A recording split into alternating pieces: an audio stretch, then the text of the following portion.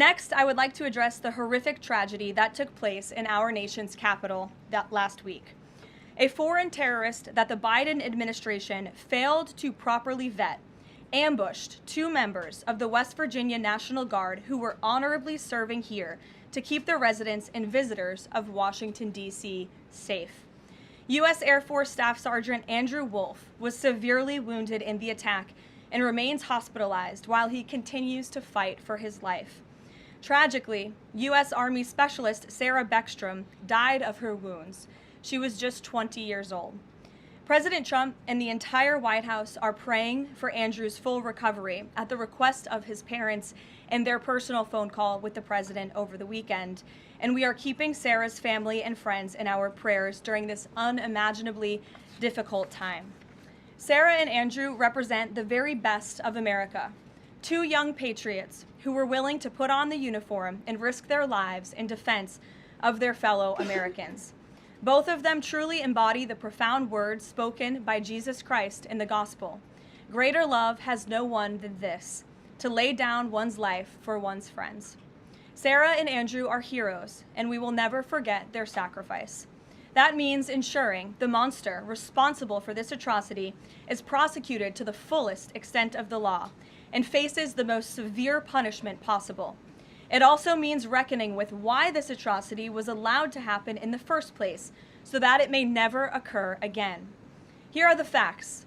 The terrorist who gunned down American soldiers blocks away from the White House in an ambush was an Afghan national who was flown into our country by Joe Biden's administration in September 2021 in the chaotic wake of their botched withdrawal from Afghanistan, one of the most embarrassing moments in the history of our great country.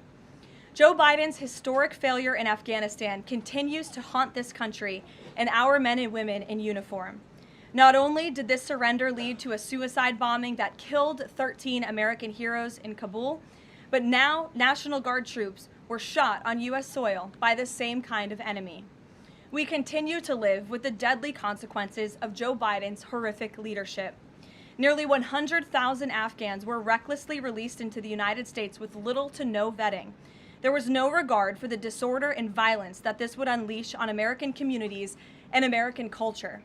Reportedly, thousands of these strangers and unknown individuals were flagged to the Biden administration for national security, public safety, and fraud concerns.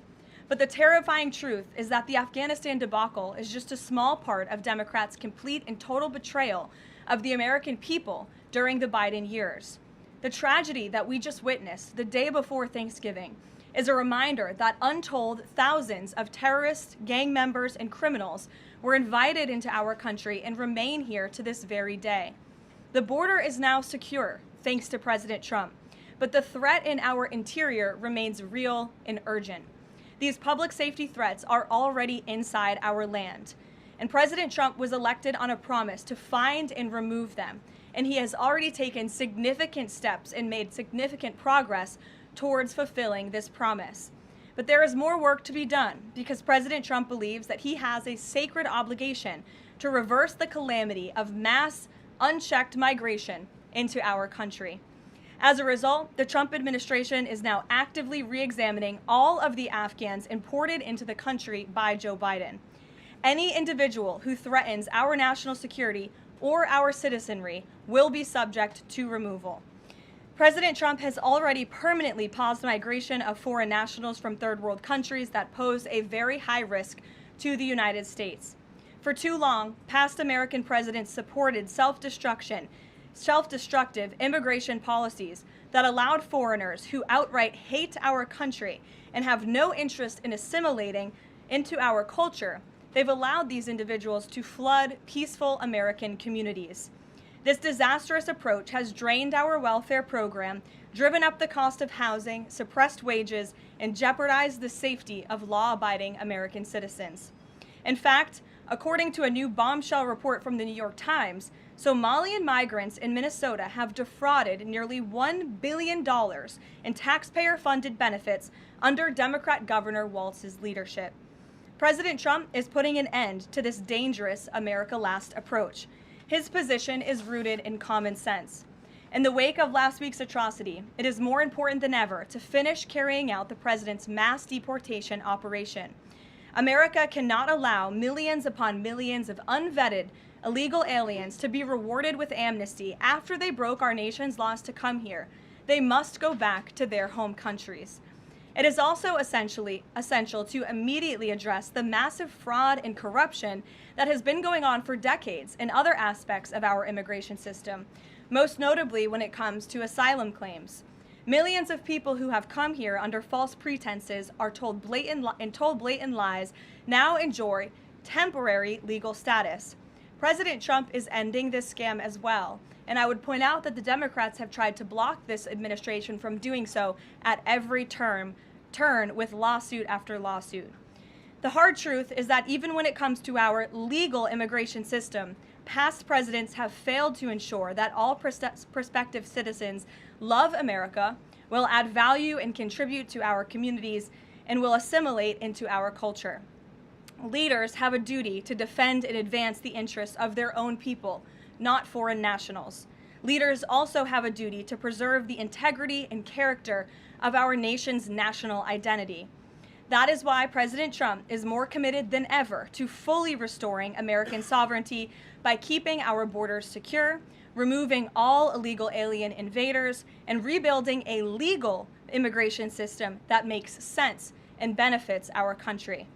President Trump has no higher responsibility than to defend our homeland and our people, and he will never waver in doing so. I would add that the Trump administration has done more to limit migration, both illegal and legal, than any administration in history. And I'll just walk you through some of the actions that we have taken thus far. Number one, the Trump administration issued a travel ban for 19 countries, including Afghanistan. Special immigrant visas, which is a legal pathway to get here, which we know many Afghans have utilized to come into the country, have now been paused since the tragic shooting last week. Refugee admissions were suspended for Afghans from this administration on day one, and refugee admissions into the country right now are essentially at zero, with the exception of Afrikaners fleeing persecution in South Africa. The State Department has also heightened their scrutiny and vetting of all visas and have revoked visas, as you know, for those who do not align with our country's national interests. The Secretary of State has the right to do that, and we've taken unprecedented action to do just that. We are also now pausing all asylum adjudications for additional vetting as well. And so additional actions I don't have to read out for you today, but I would just remark that the President has made tremendous progress on this front, and it's why it's so crucial that we not only secure the borders, which the President did in record time. We have zero illegal aliens entering into the country month after month, but we also are taking a look at those who are already in the interior of our country and removing them if they are here illegally, and also taking a look at these visas. Again, having a visa in the United States is not a right, it is a privilege. And the Secretary of State, if you are deemed contrary to our country's foreign national interests, has the right to revoke that privilege.